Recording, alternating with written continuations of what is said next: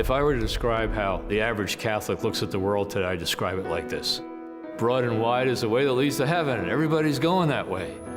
And narrow is the door that leads to hell, and hardly anybody's going that way. But you know what? That's just the opposite of what Jesus himself tells us the situation is.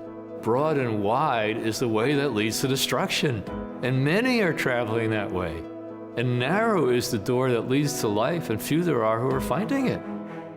Now, Jesus didn't say this because this is how it has to be.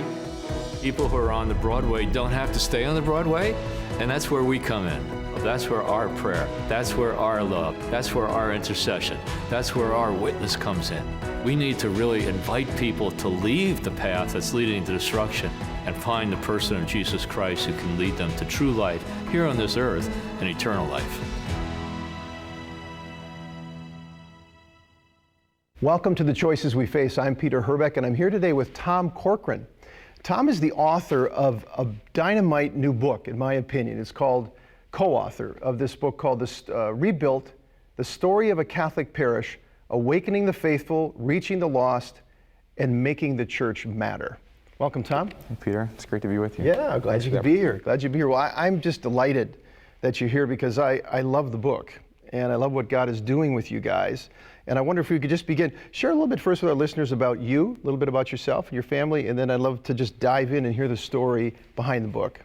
Well, I grew up in Philadelphia, so I'm from Philadelphia. I have 3 younger sisters, went to Catholic school my whole life, then went to Loyola University. I was Loyola College at the time, but Loyola University in Baltimore. And it was there that I kind of realized that my Catholic faith was really important, kind of leaving home and going away, and going to Mass each week was really important to me.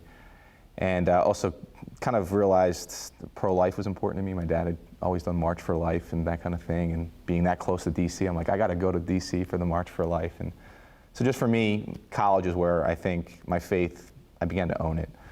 And then after I graduated, I was going to work in DC, and wanted to get maybe pro-life politics. And during that time, met my now wife, Mia, and worked for a year in DC and decided it really wasn't for me. And at the same time, a professor from Loyola, Sue Abramitis, called me and said, would you be interested in a career change? And I was definitely interested in pursuing new options and checking out new things. And thought, I was about to get married, thought about going to school. I thought maybe I should go somewhere where there's a paycheck. So yeah.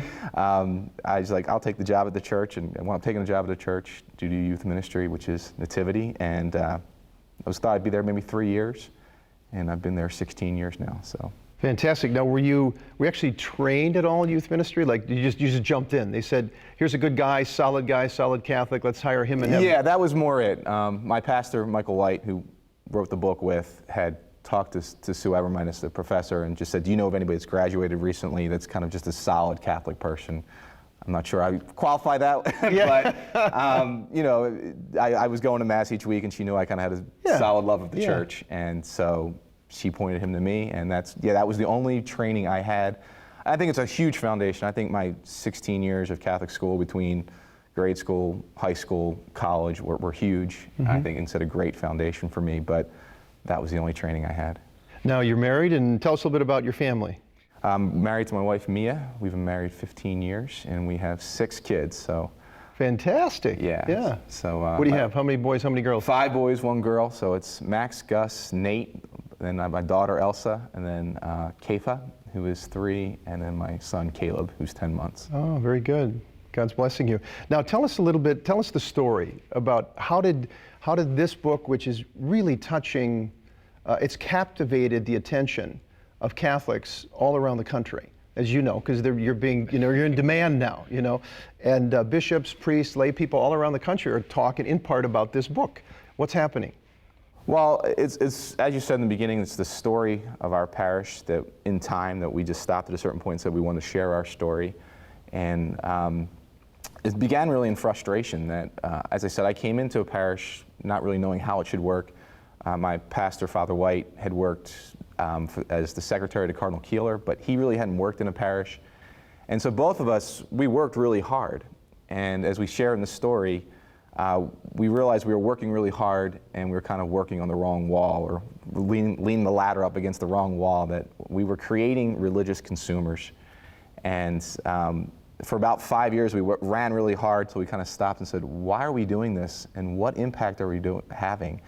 And we felt like we were doing a lot of hard work, but nothing was different after than before. And What do you mean by you were creating religious consumers? we share the story in Rebuilt, but the kind of quintessential thing is we did these things called Family-Friendly Fridays in Lent. And so we would do these 6 Fridays in which we'd have a speaker, and we'd have dinner, and we'd got all this stuff going on, but dinner was kind of the main, was huge, and then the speaker was huge, but the dinner was free. And at one point, parishioners were coming up and complaining about the food.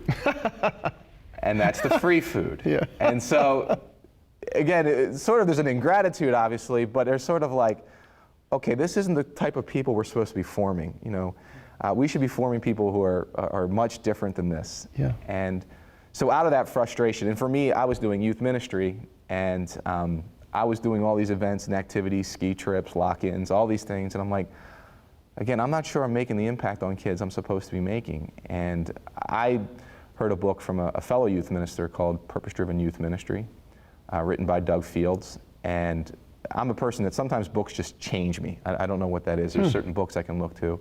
Yeah. And that was one. I read it, I'm like, oh my gosh. You mean there should be a strategy to how we're forming people? I mean, we can have a plan. Yeah. It feels so unspiritual to think that way, right? Yeah, well, yeah. Yeah, it does. I guess it can. But I was like, it just lights went off. I need a plan for the youth ministry program here, and a strategy. And also what Doug Fields had done, and what I had hoped in this book was he shared his frustrations. He shared his failures. And that just made me feel better. I thought I was crazy. I thought, you know, in trying to do work and not seeing an impact, that something was wrong with me. And again, we all have our faults and failures, but I realized, no, I'm not the only one who struggles working in ministry. Yeah.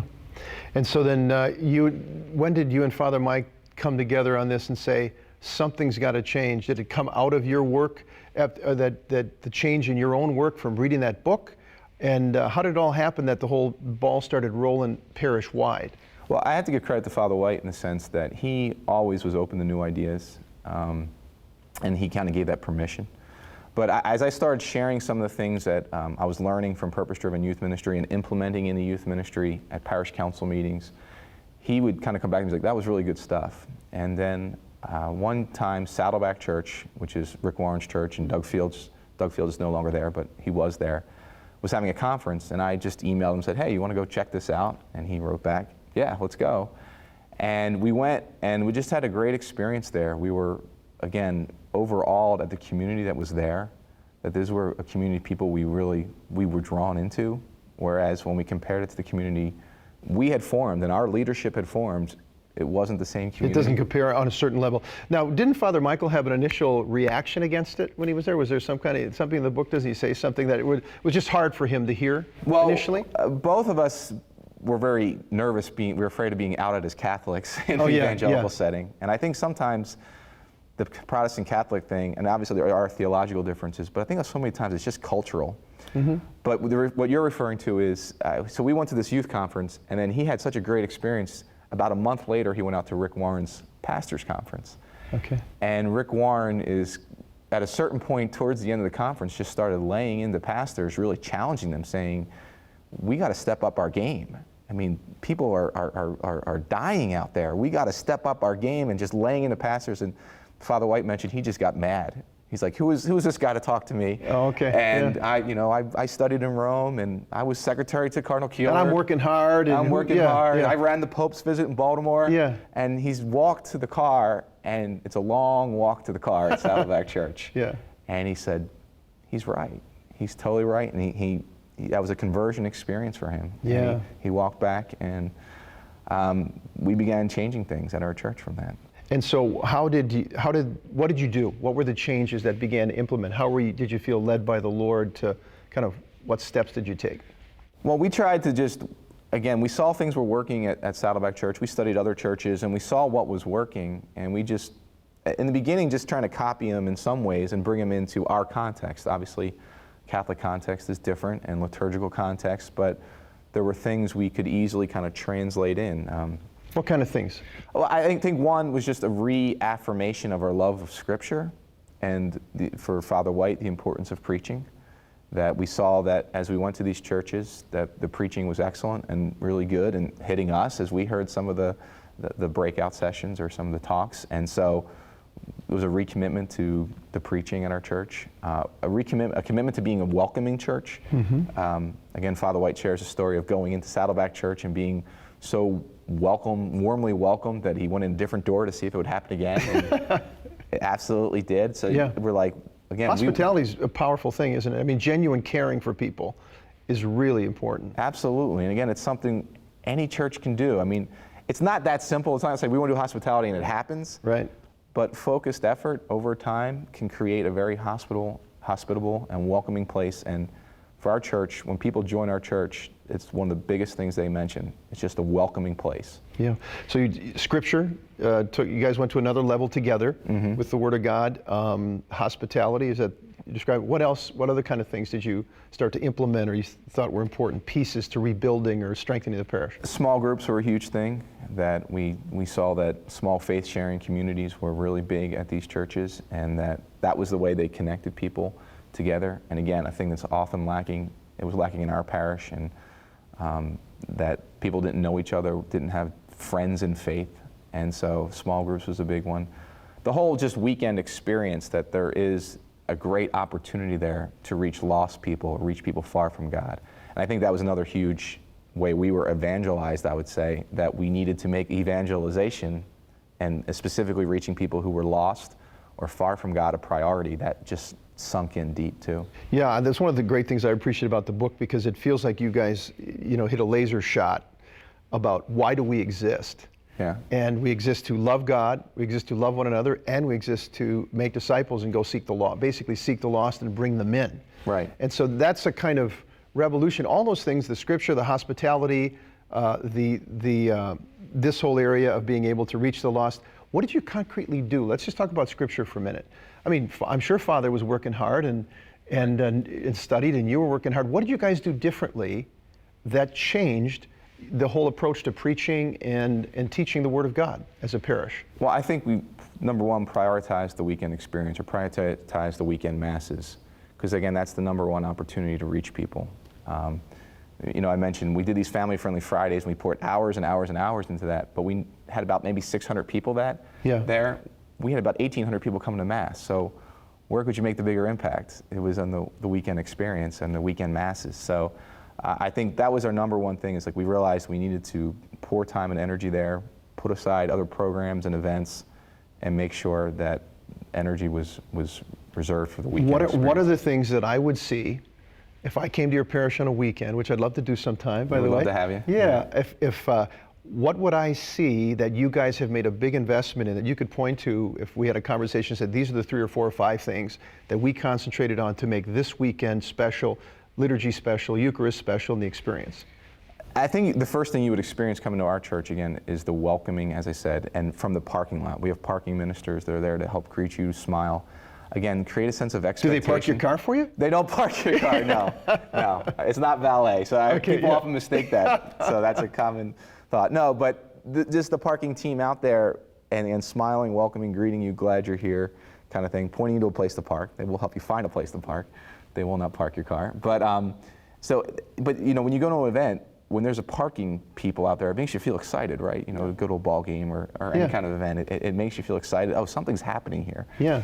And then the kind of layers of welcome are important. So greeters at the door, and again, I think a lot of parishes have these things, but layers of greeters at the door. Then we have our host team to help you find a seat. I think another low-hanging fruit in many places is children's ministry, and especially children. Maybe I'm biased because I have little kids, but kindergarten and under, or nursery school age, that's when people are coming back to church. There's a certain understanding. Any parent knows this. You realize I need a higher authority than just me. Yeah. This is really hard. Yeah. And then there's just a sort of desire, I think, for people to want to give their kids faith and religion. As much as a secular society as we've become, that's still out there. Mm-hmm. And I think one of the things we did do was focus on children's programs for especially little kids, like a nursery program, and ours is called Kid Zone. It's 3 and under, and then All Stars 4 to 6.